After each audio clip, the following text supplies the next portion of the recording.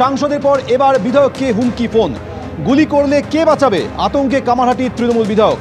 তৃণমূল সাংসদের পর এবার বিধায়কের কাছে মাঝরাতে হুমকি ফোন। গুলি করার হুমকি দিয়ে মাঝরাতে ফোন পেলেন মদন মিত্র।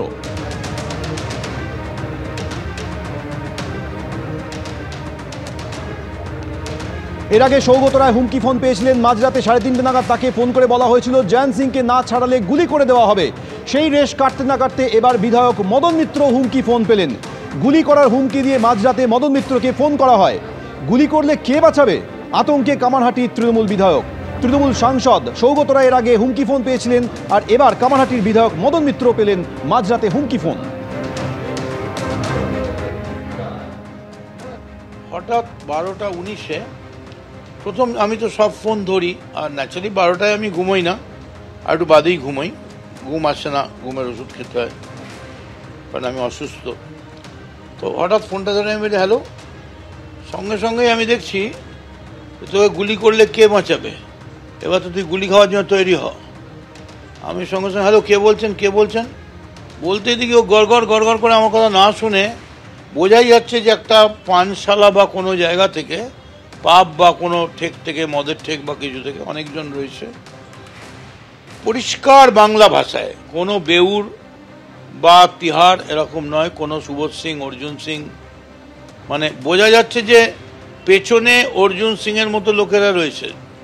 তার কারণ যে ভাষায় কথা বলছে, যে সুপুরি দিয়েছি, এ দিয়েছি। এবং এই যে আমি দেখছি, এইখানে আমি দেখছি যে যাদের বিরুদ্ধে অভিযোগ, থ্রেট কলটা আমাকে বলছে। আমি বললাম কে বলছেন কে বলছেন বলতে বলতে 46 সেকেন্ডের জন্য, এখানে সবটাই লেখা আছে।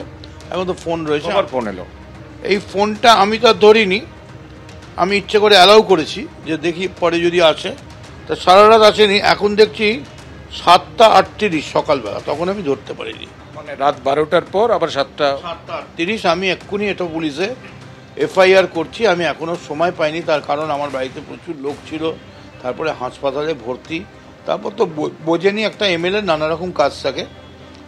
কিন্তু কি বলছে, ফোন করে বলছেটা কি? যদি আমায় জিজ্ঞেস করেন আমি খুব ভয় পেয়ে গেছি বা আমি খুব বিরাট গুরুত্ব দিচ্ছি, সেরকম কোনো ব্যাপার নয়। এসব গুন্ডাদের আমরা চিনি। এটা কারা গুন্ডাদের চেনেন বলছেন? এদের মানে এই ধরনের যারা গুন্ডা। আমি প্রথম বলছি, সৌগত রায়কে যে থ্রেট কল এলো, তার লোকেশন টাওয়ার লোকেশন করলেই পুলিশ পেয়ে যাবে। এবং সে কত নম্বর থেকে, আমি যদি ধরেই নি জেন করছে বা জেনের কেউ, তাহলে জেন তো জেলের ভেতর থেকে তো মমতা ব্যানার্জির আমলে এই ধরনের ঘটনা ঘটতে পারে না।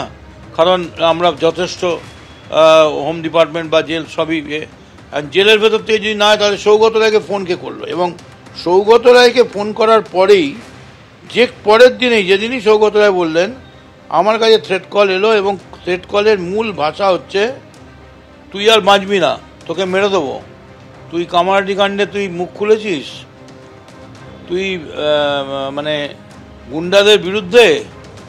তখন আমি কোনো কথা না বলে আমি চুপ করে, আমি না আসলে রেকর্ড করতে পারি না, এটা আমার ব্যর্থতা। তো আমি আর রেকর্ড না করে ফোনটা রেখে দিলাম। আমি জানলাম ওরা টোপে পা দেবে, একটু যদি টোপে পা দেয় সকাল সকাল, তাই। কিন্তু ওরা এত সকালে করেছে, 7:38-এ আবার করেছে। থ্রেট কলটার সঙ্গে একবারই কথা হয়েছে? একবারই হয়েছে। ফোন কতবার করেছে? ফোন করেছে দুবার, 46 সেকেন্ডের কথা একবার হয়েছে। আমি মানে খালি বলেছি কে বলছেন, এরমভাবে কথা বলছেন কেন, কে বলছেন আপনি? আমি খুব ভদ্রভাবেই বলেছি, পরিষ্কার বাংলা, সুষ্ঠু বাংলায়, কোনো বিহারি ফিয়ারি, বিহার জেল পিচ্ছু নয়, কোনো সুবোধ সিং নয়, একদম স্থানীয় লোকাল। এবং আমার কাছে একদম স্পেসিফিক খবর আছে, কামারহাটিতে বহু জায়গায় অর্জুন সিং এবং শুভেন্দুর সঙ্গে গুন্ডারা যোগাযোগ করছে, এবং তারা বিজেপির একটা নিউক্লিয়াস কামারহাটিতে তৈরি করার জন্য এটা করছে। আপনারা শুনলেন মদন মিত্র তিনি স্পষ্টতই অভিযোগ করছেন, তার কাছে একটি হুমকি ফোন আসে, যে হুমকি ফোনে বলা হয় যে কামারহাটি নিয়ে কেন মুখ খুলেছেন, এবার গুলি খাওয়ার জন্য প্রস্তুত হও। যখন মদন মিত্র জিজ্ঞেস করেন কে বলছেন, তখন বলে যে গুলি করলে কে বাঁচাবে, গুলি খাওয়ার জন্য এবার প্রস্তুত হও। সৌগত রায়কে এর আগে ফোন করা হয়েছিল হুমকি ফোন দিয়ে, গুলি করে দেওয়া হবে, এবং এবার সেই একই ধরনের ফোন পেলেন মদন মিত্র। মাঝরাতে তাকে গুলি করার হুমকি দিয়ে ফোন আসে, হুমকি দিয়ে দুবার ফোন করা হয়, এমন অভিযোগ মদন মিত্র। একটি রাত্রে, একটি পরের দিন সকালে। রাতের ফোন তিনি ধরেছিলেন, কিন্তু সকালের ফোন তিনি ধরতে পারেননি। অর্থাৎ রাত্রে এবং সকালে পরপর দুটি ফোন করা হয়, যে ফোনের পরিষ্কার বাংলায় হুমকি দিয়ে বলা হয় যে গুলি খাওয়ার জন্য প্রস্তুত হও, কামারহাটির কাণ্ড নিয়ে কেন মুখ খুলেছ, এমন মন্তব্য করা হয়।